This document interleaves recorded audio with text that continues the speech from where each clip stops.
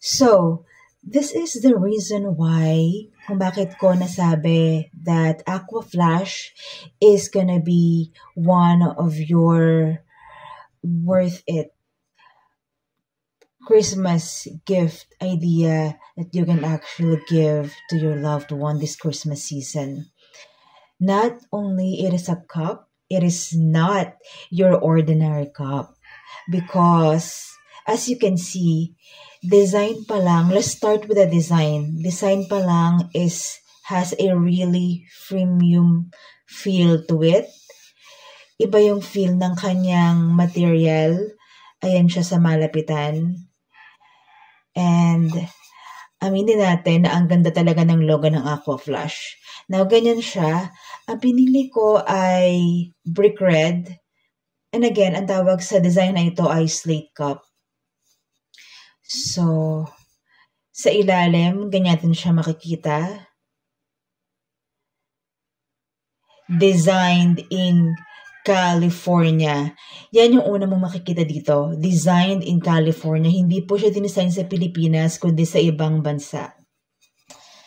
And then, opening the cup, you'll be able to see. Ang una kong napansin dito nung binuksan ko yung cup na to is ang kapal ng takip niya. Sabi ko, okay, ang kapal ng takip niya. Sabi ko siguro talaga kasing ganyan para spill-proof siya. And then, napanood ko na rin to sa mga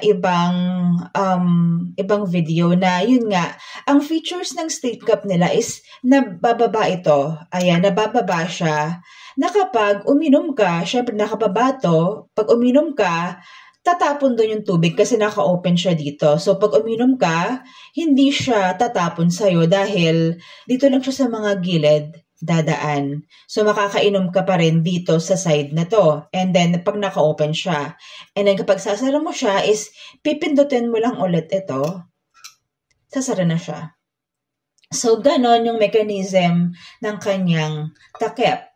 So, sabi ko, okay, pero sobrang ang kapal naman ng takip niya. Parang kakaiba naman sa mga nakita kong mga tumbler cup. Kasi diba, ang mga tumbler cup usually is ito lang.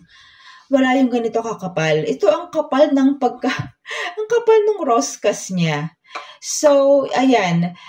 So, at first sabi ko, okay. So, okay, maganda siya. Maganda yung, dito pa lang sa feature na bumababa na to, pag iniinuman, is natuwa na ako. Sabi ko, okay, ang ganda niya.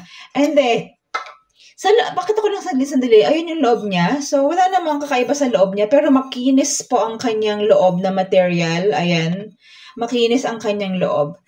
And then, actually, I think the design in this cup itself is actually more focused sa takip. Bakit? Ipinakita ko to sa anak ko. I have to credit my son dito kasi siya yung unang nakapansin nito. Siya talaga, iba talaga yung utak ng mga lalaki. Iba sila mag-isip. Nagkataka ako, para saan to? Diba? Para saan tong dalawang knob na to? Yun pala, opening siya. Open, ayan o. Pwede mo siyang i-open na ganyan. Na-open siya. Nagulat ako sa anak ko nung inopen niya to. Sabi ko, anak, baka masira. Pero mami, natatanggal talaga siya. And true enough, natatanggal talaga siya. And ayan, nakakalas yung parts niya, be. Nakakagulat. Super talaga ako na-excite. Sabi ko, doon talaga ako wow. So that's one part. And natatanggal to. Ayan. That's two. Ito, tatanggal tong part na to. So, isang part lang itong part na to. Ayan, ganyan yung mechanism niya. And super, kung nag-aalala kayo na baka masira nyo siya, hindi ganun yung feel niya. Hindi flimsy yung feel niya, mga be. Sobrang premium ng feel. Sobrang tibay ng feel. Kaya hindi ka matatakot na tanggalin siya. So, ayan, 3-part yung takip. Imagine, for the takip, 3 parts. So, bakit ko naisip na ganito to siya? Siguro kasi, naisip nila na ang slate cup, hindi mo siya lalagyan ng tubig lang eh. Definitely, you will put something flavored to it, like chocolate, milk teas, juices. And magkakadumi talaga to. Magkakaroon niya ng mga latak, ng mga residues sa loob. Lalo na dito, diba? Kasi diba naaangat siya and dadaan dito yung juice. Or yung liquid. So, definitely, lilinisin mo siya. And, ang sobrang nagustuhan ko talaga ito, na sobrang na-amaze talaga ako, is super napaka-thoughtful ng pagkakagawa, kasi naisip nila na huhugasan mo to and kailangan mo yung mga parts is malinis to make sure na malinis yung iyong gamit and next time na gamitin mo siya. Kaya nila siguro ginawa na nalalagas yung mga parts nito. And ang nakaka-amaze, wala siyang mga gasket. Yung mga panghigpit dito na annoying na, di ba, kailangan mong tanggalin yung mga rubber gasket. Wala siyang ganun. As is, where is, mo siya, pag tinanggal mo siya, yun na siya. And mahuhugasan mo na yung mga parts freely. Yung mga singit-singit, mahuhugasan mo yan, and everything. Diba? Sobrang galing. And kapag binalik mo naman na siya, is sobrang madali lang din naman. So, ayan, ibabalik mo siya dito. Lalagay mo to dito. And then ito, babalik mo lang siya dito sa ilalim. And then yan, nalagay mo siya doon. And then hihigpitan mo lang siya like this. Alalay lang yung hawak dito. Alalayan mo lang tong part na to. And hihigpitan mo lang siya dito. Hihigpitan mo lang siya yung part na to ulit. Para umano siya, humigpit siya. Ito ulit yung knob na yan. Yan yung hawakan mo para mahigpitan mo siya. Ayan. And then, hawakan mo lang siya dyan ng marahan dito. Parang papatungan mo lang kami mo dito para lang siyang mayroong support habang hinihigpitan mo itong part na ito. And you'll be able to know naman kapag mahigpit na siya, mararamdaman mo naman na siya na humihigpit na siya. So, pwede mo na siyang tigilan pagka mahigpit na. So, ayan, mahigpit na siya. Ganun lang. And, kung nag-aalala kayo kung gumagana pa ba, of course, gumagana pa din siya. Ayan, para i-demo ko sa inyo. Ayan, so ibabalik natin siya dito. And, you're good. Para i-demo natin naman yung kanyang may laman, lagyan natin siya ng may laman.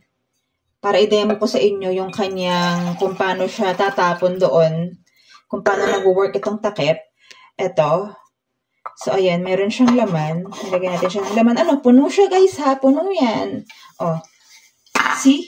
Guys, hindi siya tumatapon. Wala siyang tapon, guys. Kahit na medyo maluwag yung pagkakalagay ko ng takip. Medyo maluwag yung pagkakalagay ko, Pero hindi siya nagli-leak. Leak-proof. At wala kang pangamba talaga na matatapon siya. Ayan. Oh, nakahiga yan, guys. And tingnan natin kung paano naman siya tutulo yung tubig niya. So, ayan. Open natin.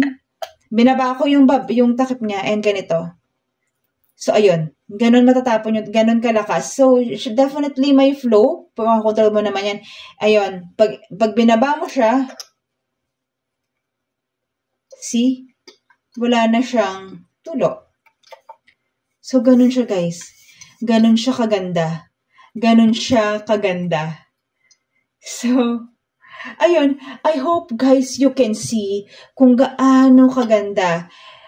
Alam mo, sabi ko nga sa'yo, hindi ako mahilig sa mga cups, sa mga tumblers. But, if ganito yung design na pinag-isipan, pinagkagastusan for sure, pinag-effortan, I might have another Aqua Flash tumbler kapag ganito ang klase ng design na talagang you'll be proud to take care with you.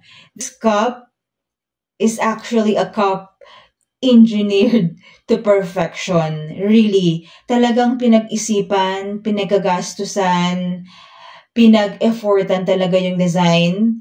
It is what you call quality above rest. This is when quality meets function, because this is definitely for hot and cold. For sure, there's no question about gaano katagal tatagal yung tubig na mainit or malamig dito. For sure, it's going to be 12 to 24 hours. Definitely. Tagsubok ko na yan. And this is solution. Hindi ka mahihirapan na hugasan to.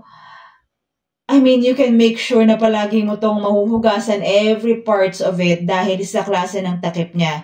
Definitely spill proof. And definitely worth your buy for this coming Christmas giving season. And for sure, matutuwa yung pagbibigyan niyo nito, lalo na pag nalaman niya na transformative yung takip niya, para siyang si Voltes 5, pwede siyang mag-vault in. So, ayun! I hope you liked today's video about Aquaflash Slate Cup review, and stay tuned for our next product. Thank you. Good morning sa mga gising na.